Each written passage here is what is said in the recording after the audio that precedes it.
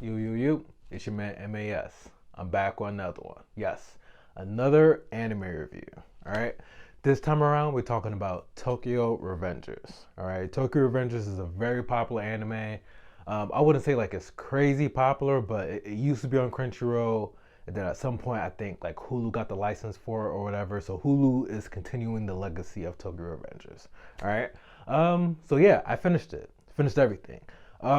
In terms of when I'm recording this, I think there might be maybe one or two more episodes that haven't released. So right now it's December 15th. I think more episodes are going to come out the following Tuesday. So I mean, I don't think it's really going to change much in regards to like my overall review. So we're just going to jump right into the topics. All right. First and foremost, all right, is Tokyo Revengers a poor man's ReZero? Yes, I'm going there.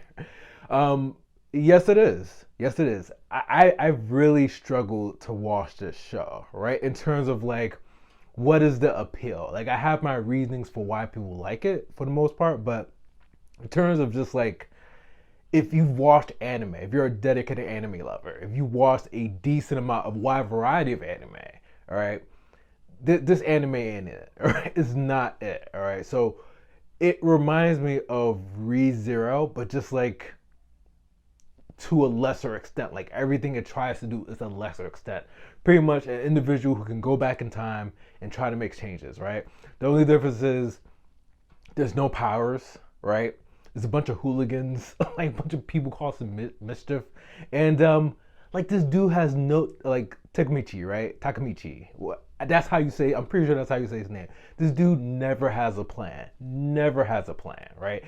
I think Hima's brother like gives him like some semblance of a plan, but like this guy never has a plan. He kind of like he goes over other people's plans and then he just wings it majority of the time, right? Like doesn't even try to come up with a strategy.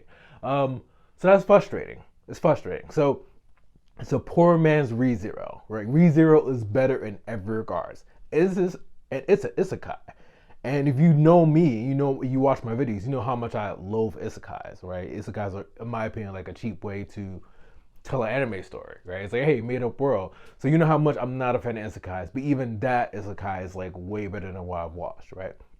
So ReZero has abilities. The guy dies. I think it has like a time lapse where like he comes back to life, not like he goes back automatically like 12 years. Like nah, like ReZero, he died. That's his essential ability, right? He died. The main character dies, comes back to life, realizes what he's done, makes edits to kind of change that, and you eventually come to some kind of solution. He actually has a strategy, even if he has to die like a million times.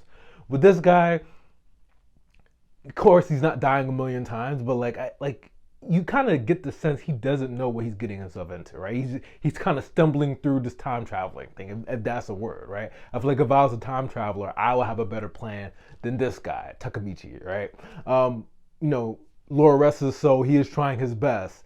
But my man, like, yo, at least like write down what you're trying to do or something. Like I don't know. Like it's frustrating watching this and watching him stumble through everything, and his only source of like getting through stuff is like his determination. Like legit, dude should have died like multiple times during the show. So his pure determination. Something else about the show is the lack of powers, right?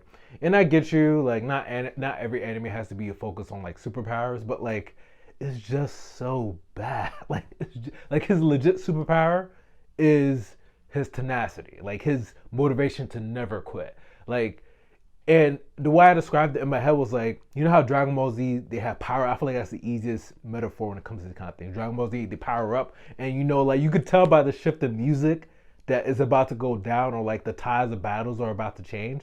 With him, his motivation is Hina, right? So when he's getting smacked up, he gets smacked up a lot. Takamichi gets smacked up a lot. Like, why?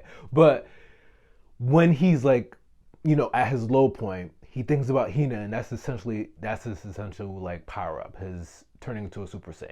It's not even like turning into a Super Saiyan. It's like he turns into Super Saiyan for like a few minutes. And the sad thing about it is that, I mean, maybe that's the purpose of the show. Like maybe I'm missing it, right? If I'm missing it, please comment below, right? Maybe I'm missing. It's going over my head, but like if the premise of the show is supposed to be like the power of friendship, the power of brotherhood, and like not relying, then it's done its job. But in regards to like he never accomplishes anything on his own, right? If his only accomplishment is motivating others, then yes, he accomplishes that. But besides that, like he'll go through these fight scenes where he's getting smacked up. He's always getting smacked up. Like I've never seen somebody get smacked so much in an anime. Like continuously in every dire situation is getting smacked up, right?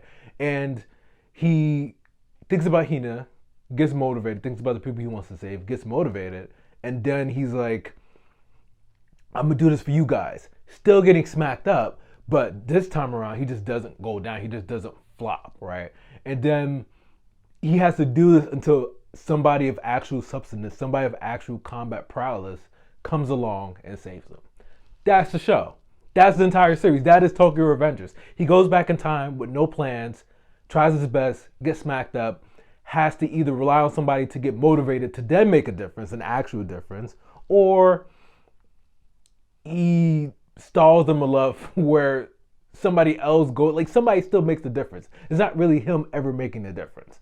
So that's just case in point that you should just keep in mind, right? So if you want time travel done in a poor man's hoodlum, bunch of mischief, no plan ways, then Tokyo Revengers is for you. But if not, you're better off watching ReZero. You'll be more satisfied as a human being watching ReZero than watching Tokyo Revengers, right? So that's my take.